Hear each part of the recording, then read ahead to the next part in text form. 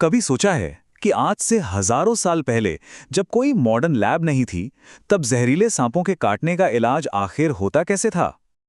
तो आज हम एक बहुत ही पुराने भारतीय ग्रंथ चरक संहिता के पन्ने पलटने वाले हैं और देखेंगे कि उस जमाने का विश्व विज्ञान, जिसे अगध तंत्र भी कहते हैं, कितना ज्यादा एडवांस था। चलिए जरा समय में पीछे चलते हैं और ये समझने की कोशिश करते हैं कि प्राचीन वैद्य या डॉक्टर सिर्फ लक्षणों को देखकर ही जहर का इतना सटीक विश्लेषण आखिर कर कैसे लेते थे। तो हम इसे एक तरह की प्राचीन जासूसी कहानी की तरह समझेंगे। पहले देखेंगे कि समस्या क्या थी, फिर डायग्नोसिस के सिस्टम को जानेंगे, फिर अलग अलग केस फाइल्स देखेंगे और आखिर में पता लगाएंगे कि इसका समाधान क्या था। तो कहानी शुरू होती है प्राचीन भारत से, जहां सांप का काटना एक बहुत ही आम और जानलेवा खतरा था और इसके लिए जाहिर है एक तुरंत और असरदार इलाज की जरूरत थी। इस पूरे प्राचीन रहस्य की जो चाबी है ना, वो चरक संहिता नाम के ग्रंथ में छिपी है। ये ग्रंथ विश्व विज्ञान यानी टॉक्सिकोलॉजी के लिए एक डिटेल्ड गाइड की तरह है। अब सबसे दिलचस्प बात यह है कि उस जमाने के डॉक्टर सिर्फ सांप को पहचानने पर जोर नहीं देते थे, बल्कि वो ये देखते थे कि सांप का जहर शरीर पर असल में कर क्या रहा है। आयुर्वेद का मूल सिद्धांत ये है कि हमारा शरीर 3 बेसिक एनर्जीज, जिन्हें दोष कहते हैं, उन पर चलता है। तो प्राचीन डॉक्टरों का मानना था कि जहर इन्हीं में से किसी एक एनर्जी के बैलेंस को बिगाड़ देता है और बस यहीं से वो अपनी जांच शुरू करते थे। तो ये 3 दोष हैं। वात, जो शरीर में मूवमेंट यानी गति को कंट्रोल करता है। फिर है पित्त, जो हमारे मेटाबॉलिज्म और शरीर की गर्मी यानी अग्नि से जुड़ा है। और तीसरा है कफ, जो शरीर के स्ट्रक्चर और उसकी स्थिरता के लिए जिम्मेदार है। और यही 3 दोष इस पूरे डायग्नोस्टिक सिस्टम का बेस हैं। मतलब सिर्फ लक्षणों को पहचान कर एक वैद्य ये अंदाजा लगा लेता था कि कौन सा दोष बढ़ा हुआ है, और बस दोष का पता चलते ही ये भी पता चल जाता था कि इन 3 जहरीले सांपों की कैटेगरी में से ये कौन सा है। ओके, तो चलिए अब अपनी पहली केस फाइल खोलते हैं। ये है डार्विकर सांप, जिसका जहर सीधा वात दोष पर हमला करता है। तो ये वो क्लासिक फन वाले सांप हैं जैसे कि कोबरा। चरक संहिता में बताया गया है कि इनका जहर सूखा और तीखा होता है, जो सीधा शरीर के नर्वस सिस्टम यानी वात दोष पर असर डालता है।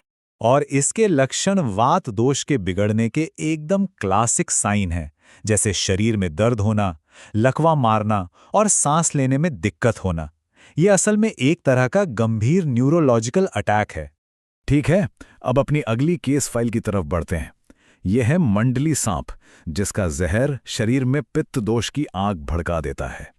मंडली सांप, जिन्हें हम आज के वाइपर जैसा समझ सकते हैं, इनका जहर गर्म और खट्टा बताया गया है। ये शरीर के अग्नि तत्व यानी हमारे खून और मेटाबॉलिज्म पर सीधा असर करता है। और यहाँ पित्त दोष का कनेक्शन एकदम साफ दिखता है। लक्षण भी वैसे ही हैं, जैसे शरीर में तेज जलन, सूजन और खून से जुड़ी समस्याएं। ये काफी हद तक आज के हीमोटॉक्सिक जहर जैसा है। और हमारा आखिरी केस है राजीमंत सांप का। इसके जहर का असर बिल्कुल अलग है। ये कफ दोष को अपना निशाना बनाता है। ये धारीदार सांप होते हैं जैसे कि करैत। इनका जहर मीठा और ठंडा बताया गया है, जो शरीर के स्ट्रक्चरल और फ्लूइड सिस्टम्स यानी कफ दोष को बिगाड़ देता है। अब कफ से जुड़े लक्षणों में शरीर का ठंडा पड़ना, सूजन आना और शरीर में जरूरत से ज्यादा तरल पदार्थ बनना शामिल है, जिससे पूरा सिस्टम एक तरह से शटडाउन हो जाता है। तो एक बार जब प्राचीन वैद्य ये पहचान लेता था कि जहर का किस दोष पर असर हुआ है, तो फिर इसका इलाज क्या था? चरक संहिता में एक कमाल का 24 स्टेप ट्रीटमेंट प्रोटोकॉल बताया गया है। ये प्रैक्टिकल फर्स्ट एड और बहुत ही कॉम्प्लेक्स दवाइयों का एक मिला जुला रूप है। और देखिए, ये जो तरीका था ना, ये मल्टी लेयर्ड था। इसमें सब कुछ था। मतलब जहां काटा है उसके ऊपर कसकर पट्टी बांधने जैसी बेसिक फर्स्ट एड से लेकर खास जड़ी बूटियों से बनी एंटीटॉक्सिन दवाइयां देने तक। और सबसे दिलचस्प बात यह है कि इसमें मनोवैज्ञानिक और आध्यात्मिक सपोर्ट के लिए मंत्रों का इस्तेमाल भी शामिल था।